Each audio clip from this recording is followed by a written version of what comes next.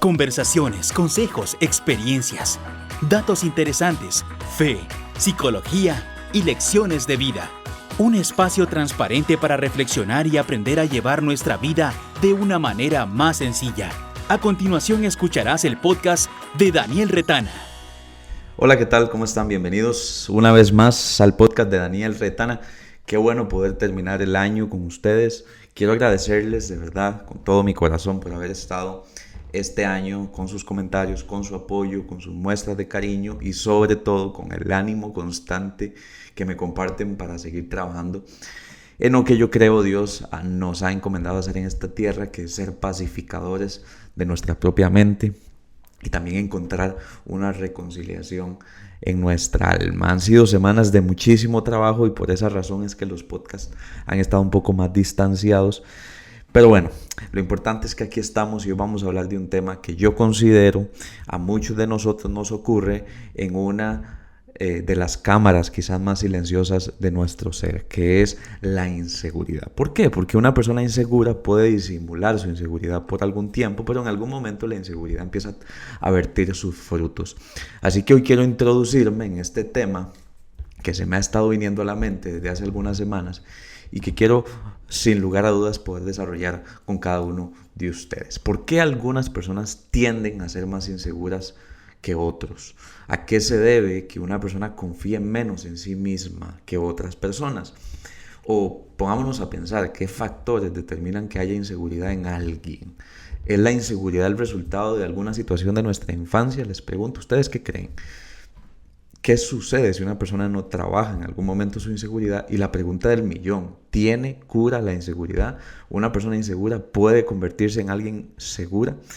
Bueno, esa es una de las grandes incógnitas que vamos a estar desarrollando. Conforme iba pensando en la idea general de este tema, se me vino a la mente la imagen de aquel famoso perro.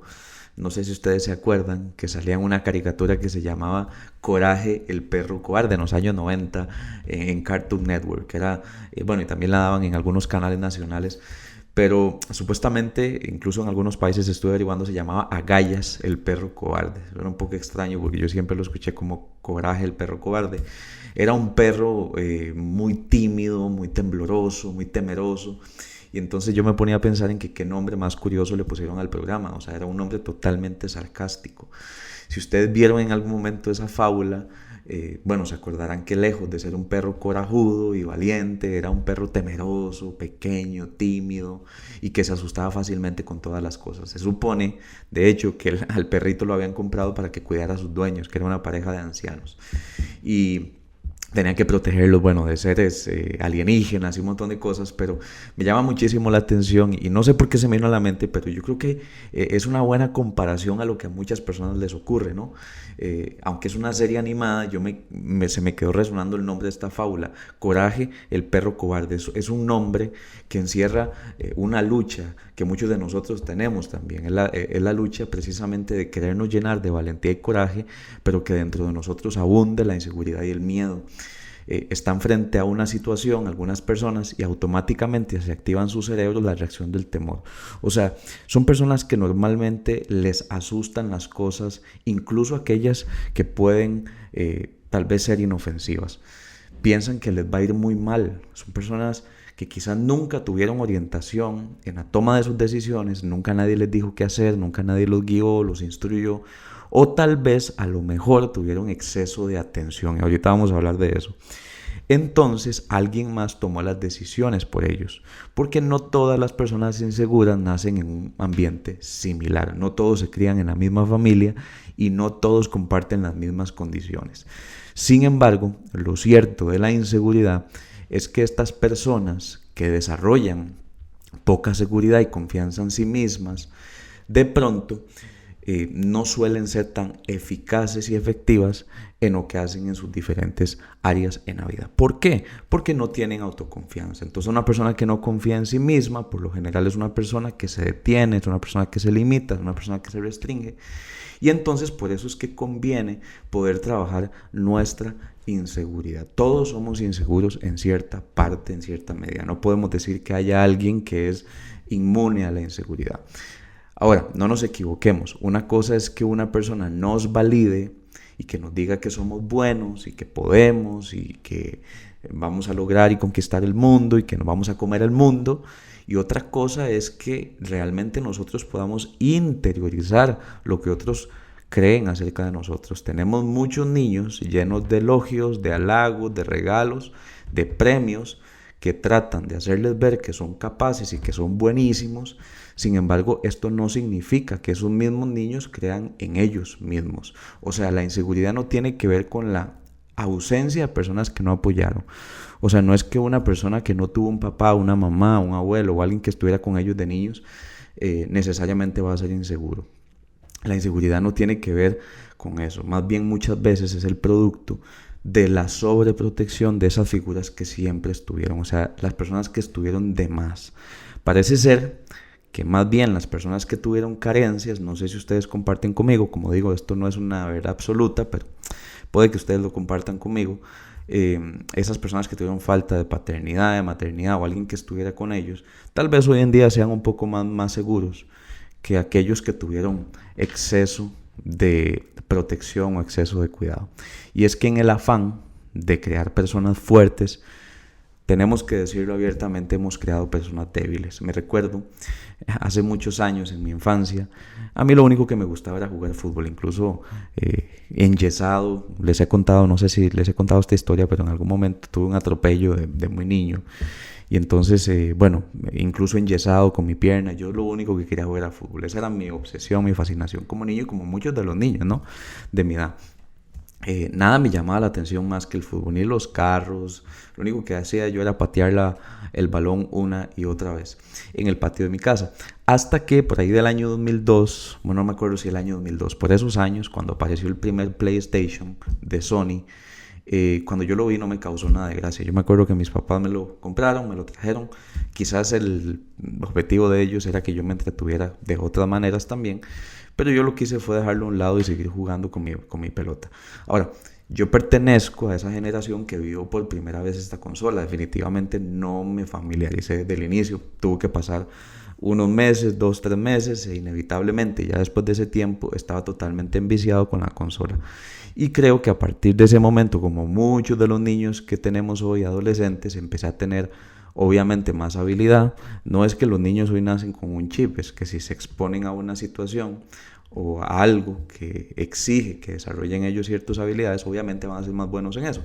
Así que yo me acuerdo que pasaba jugando más o menos como 6 horas al día, y en el afán de que yo me entretuviera, obviamente mis papás me dieron esa oportunidad de tener esa consola, pero tampoco ellos querían que yo me enfermara a tan corta edad, pues estar jugando todo el día. Fue hasta un día que me recuerdo que empecé a tener muchas pesadillas, siendo apenas un niño, ¿no? Que mis papás me tuvieron que empezar a regular el uso del PlayStation. Luego seguí jugando más moderadamente y bueno, al día de hoy creo que esa fue una buena decisión porque no crecí tal vez jugando tan, decimos en mi país, fiebremente como otros niños.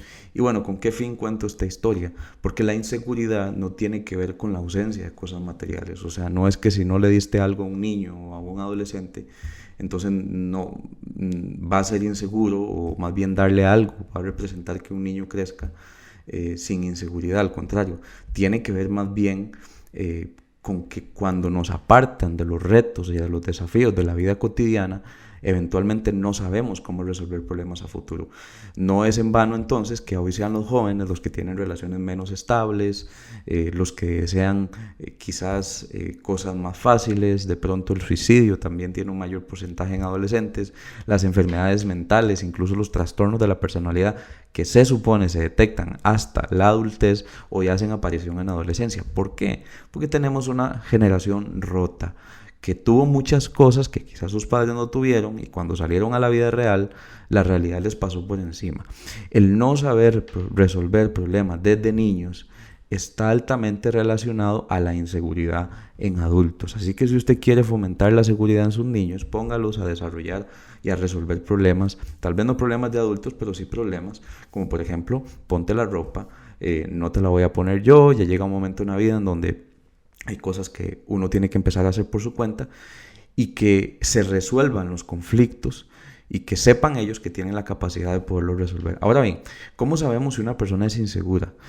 tiene que ver con la falta de confianza en uno mismo, sin lugar a dudas. Y por lo general, la persona insegura no se cree capaz de lograr cualquier cosa que se proponga. Tiembla ante una decisión y se llena de mucho nerviosismo, pensando que la decisión que elija será la incorrecta.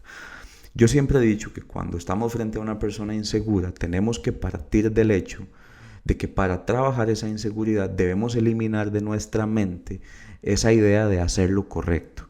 ¿Por qué? Porque importa mucho más que la persona tome alguna decisión a que se paralice eternamente pensando cuál sería la mejor opción. Pongo un ejemplo. ¿Qué ropa voy a usar para esa actividad en familia? ¿Me veo bien? ¿Me veo mal? ¿Mejor no voy? ¿O debería comprarme esto? ¿Es tiempo de tener una relación? ¿Debo cambiarme de carrera? ¿Es tiempo de salir de este trabajo?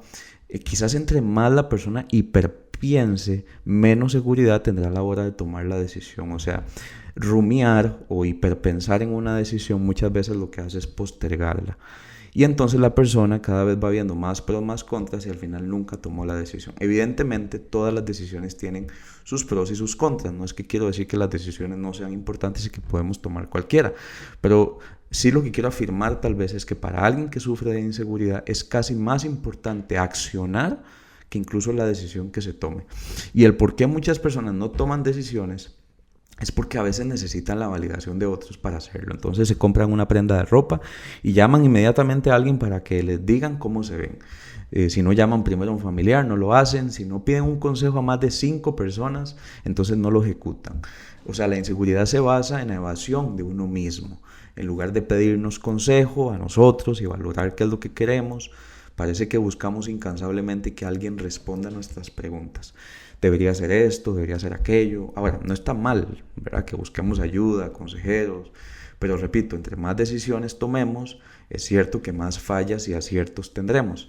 Y solamente así vamos a poder desarrollar el músculo de la autoconfianza. Ahora, ¿cómo más podemos identificar a una persona insegura? Puede ser que incluso sea una persona que ha desarrollado una forma perfeccionista de ser. Porque detrás del perfeccionismo hay inseguridad. El deseo de tener todo meticulosamente controlado y bajo control, o incluso de afilar todas las piezas en un orden lógico, un orden exacto, es el reflejo de una persona que quizás no confía tanto en sí misma. Así que quiere tener el control para sentirse seguro. Si pierde el control, esa persona entra en caos. O sea que su seguridad se basa en el orden que tenga de su propia vida. Cuando acontece la frustración, esta persona puede incluso padecer de muchísima ansiedad. No sé si ustedes pensaban así. Yo creía que los perfeccionistas eran personas muy seguras, que querían hacer las cosas bien, pero en el fondo son personas que se exigen tanto, porque quizás no aceptan que son simplemente humanos y que también se pueden equivocar. Ahora, ¿afecta la autoestima, la seguridad? Claro que sí.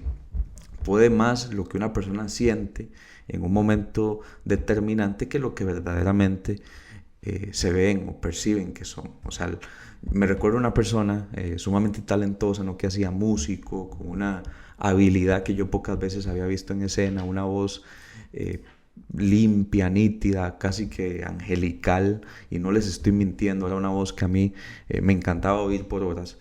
Y su principal problema era que constantemente se notaba o se identificaba como una persona muy insegura.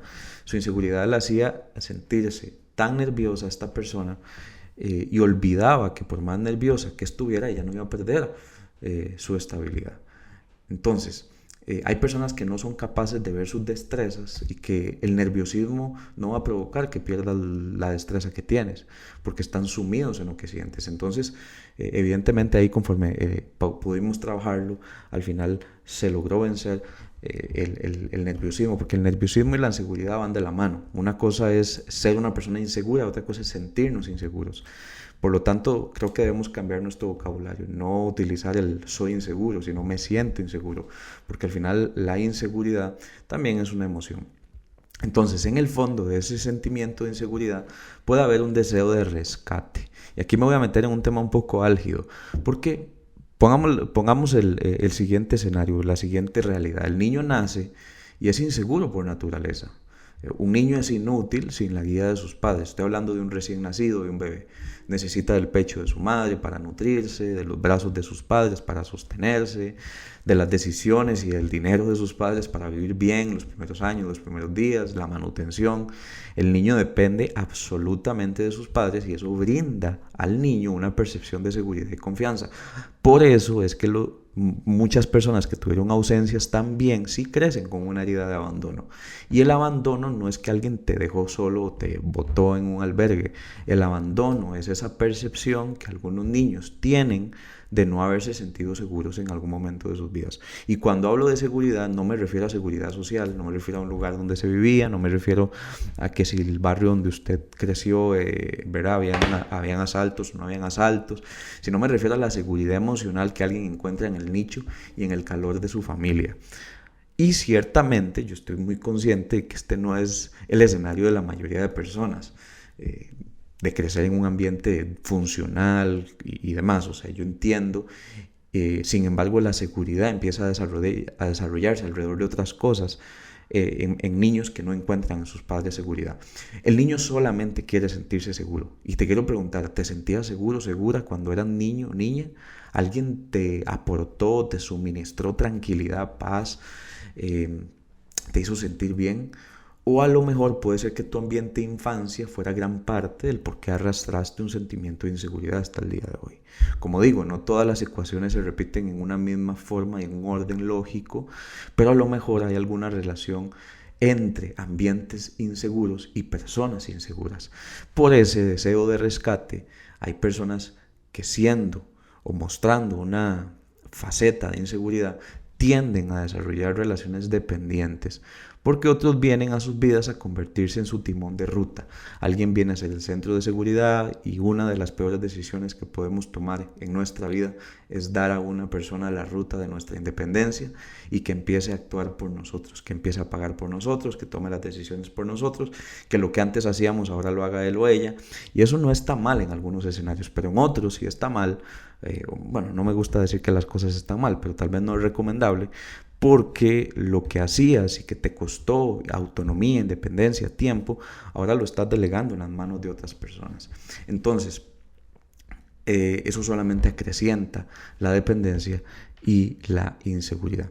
¿Cuáles son algunas características de personas inseguras? Son muy exigentes, son inseguros y exigentes. Eso es como un doble mensaje, ¿no? Porque ¿cómo te vas a exigir si al final no confías en ti? Pero así sucede. Se pueden aislar porque no quieren estar con las personas, porque se sienten muy inseguros. Pueden sucumbir ante situaciones de peso. Son negativos y duros consigo mismos. Una autoestima muy endeble. Usted le pide que le enliste 5 atributos positivos y se van a quedar trabados y detenidos porque no van a poder desarrollar quizás ni siquiera los primeros 2 atributos.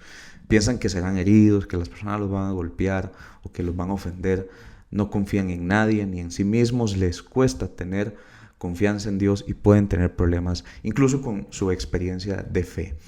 El doctor Erik Erikson, que era un psicólogo especialista en el desarrollo humano, decía que cuando los niños estaban en sus primeros años, o sea, en la primera infancia, el niño experimentaba una guerra entre 2 fuerzas, ¿verdad? O sea, él percibía 2 fuerzas, que era la confianza o la desconfianza. Imaginémonos como un niño y a la par 2 grandes fuerzas que luchan entre sí. Si el niño confía o si el niño desconfía. Así que dependiendo de cómo fuera el ambiente de ese niño y cómo se criara, el niño iba a obtener un resultado si lograba salir bien de esa crisis, que era la esperanza. Al contrario, si el niño reprobaba esa crisis, o sea, que si lo que experimentaba en lugar de confianza era de confianza, iba a desarrollar no confianza sino retraimiento. Entonces hay muchos que a lo mejor pudieron haberse sentido desconfiados en sus primeros años de vida y eso determinó en gran parte que hoy en día sean más retraídos que otros. ¿Cómo pudieron haber sido los padres que promovían desconfianza? Exigentes, al punto de exigirles más incluso de lo que los niños podían dar, obligarlos a callar sus emociones o a no prestarles atención, negarles sus habilidades o exigirles ser como los demás, como sus hermanos, a compararlos, callar demasiado, no interactuar, no hablar con los niños, cada quien crecía y estaba por su cuenta, dejarlos solos demasiado tiempo, no hacerlos sentir protegidos, etc. Entonces, todo esto pudo haber creado ese elemento de retraimiento, y por eso es que hay algunos que hoy en día lo que hacen es retraerse socialmente de los ambientes en los que están. Pero bueno, vamos avanzando porque creo que es un tema sumamente relevante, sumamente interesante. A mí me gusta mucho porque creo que hay muchas personas que se sienten inseguras y que no saben qué hacer. Lo primero es identificarlo, ¿no? O sea, ¿por qué me siento inseguro? ¿Qué me hace sentir inseguro? A lo mejor a partir de hoy vas a tener una relación contigo mismo que nunca antes habías tenido. A lo mejor quizás no habías aceptado que necesitabas empezar a confiar en ti mismo, quizás no sabes cómo confiar en ti mismo, pero la idea a través de este podcast es que puedas tener también respuestas. Ahora, entendiendo lo que pudo haber pasado en una infancia, en el origen de nuestra historia de vida o no, debemos hacer algo con la inseguridad que sentimos, porque está bonito contar el cuento y el génesis de cómo pudo haber ocurrido todo, pero ¿qué vamos a hacer ahora, ¿no? ¿Cómo está el día de hoy, la realidad? Porque si me siento inseguro, no necesariamente por el lugar donde estoy, la relación donde me encuentro o lo que estoy haciendo. Quizás es porque no me siento resuelto conmigo mismo. Quizás no me he aceptado lo suficiente y tengo una grieta en mi personalidad. Tal vez tenga que aceptar que nunca he confiado en mí mismo y que el compromiso de autoconfianza tiene que empezar hoy. Y esto es algo que te quiero decir. Comprométete contigo mismo. No te dejes a un lado. No te abandones. La única persona por la cual nosotros daremos cuentas es la que tienes frente al espejo diariamente. Tienes que ayudarte.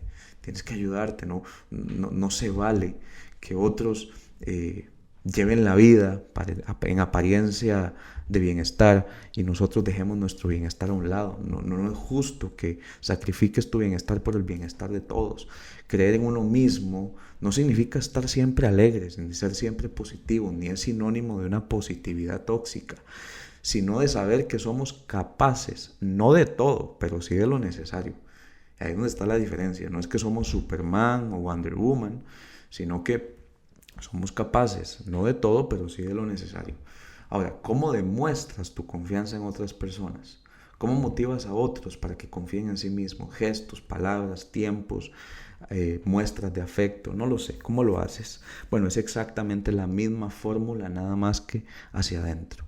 Debes recordarte en voz alta que confías en ti mismo, que no te quieres dejar de último otra vez. Haz un compromiso contigo mismo, un contrato contigo mismo. Y entonces define tus valores. Y entonces uno de esos valores, ojalá que pueda ser definitivamente el sentirme tranquilo con las decisiones que yo tome. No pensar de más. No pensar en 1, 2, 3 y 4 escenarios. No, simplemente tomar la decisión. Y como me decía una vez una persona que me quería mucho y que yo también la quiero mucho, me dijo una vez en un momento de esos de tomar una decisión, me dijo, bueno, tírese y que Dios lo apañe. Porque ya yo lo había pensado mucho, no era una decisión que iba a tomar impulsivamente, al contrario, era una decisión que había postergado demasiado tiempo y esa palabra fue como un impulso para mí. Me dijo, bueno, tome la decisión y Dios te apañará, ¿verdad? Y yo creo que eso es lo que mucha gente a veces ocupa escuchar. No lo piense tanto, no siempre tendrás todas las respuestas. Nadie es demasiado inmune a la inseguridad como para no sentirse inseguro. En algún momento la inseguridad salta a nuestra mente y nos dice que no seremos capaces, que no estaremos a la altura, que no lograremos trascender. Y a mí me gusta responderle a ese tipo de pensamientos que vienen a mi mente, que puede ser que sí, puede ser que tal vez no lo logre esta vez, puede que no pase la primera, puede ser que las cosas no me salgan como yo quiero, pero que no lo logre no significa que yo no pueda. Yo seguiré insistiendo, seguiré tocando las puertas, seguiré orando. Decía el apóstol Pablo en el libro de Gálatas que no nos cansemos de hacer el bien, porque a su tiempo cosecharemos, con una condición: si no nos damos por vencidos. Entonces, no te canses de hacer el bien. Voy a terminar con 6 puntos muy rápidos de cómo combatir la inseguridad. Número 1, toma decisiones en menos tiempo. Si antes durabas 1 hora, 1 semana, 2 semanas, baja tus tiempos. Toma decisiones en menos tiempo, porque eso te va a obligar a tomar una decisión. Número 2, ponte tareas que no requieran tanto análisis. Hay gente que a veces solamente quiere resolver lo más difícil y tal vez no resolver cosas tan sencillas como, no sé, de qué color voy a pintar la pared de mi casa. O sea, ¿qué prenda voy a escoger? Cosas que sean más sencillas. Número 3, exponte a una situación que antes te provocara angustia. Como por ejemplo manejar. Hay gente que manejar le genera mucha inseguridad, entonces vaya, móntese primero a unos go-karts y vaya y maneje en go-karts y después se monta el vehículo, lo toca todas las partes del vehículo y en una tercera ocasión simplemente lo arranca, después maneja 50 metros y así sucesivamente hasta que te vayas dando cuenta que la angustia no es lo peor que te puede pasar. 4. Haz una lista, descríbete emocionalmente, descríbete psicológicamente, descríbete físicamente, descríbete espiritualmente, el cómo eres. ¿Por qué? Porque la inseguridad, como les decía, nace también cuando una persona no tiene identificado quién es. Número 5, no pidas aprobación para todo, solo para lo necesario. No llames a todo mundo para pedir su aval. Y número 6, haz algo que no le cuentes a nadie. Haz algo para ti mismo, solo, sin involucrar a otra persona. Porque la inseguridad nace en la necesidad de aprobación. Así que ha sido un verdadero gusto estar con ustedes. Que la pasen excelente. Vamos a ver si nos da tiempo de poder grabar un último podcast. Espero que sí, antes de fin de año. Y si no, ahí nos estaremos escuchando. Un fuerte y caluroso abrazo, que Dios te bendiga, que Dios te guarde y que todas las necesidades que hay en tu corazón sean resueltas en el nombre de Jesús. Un abrazo. Este ha sido un nuevo episodio del podcast de Daniel Retana. Ahora es momento de reescribir tu propia historia.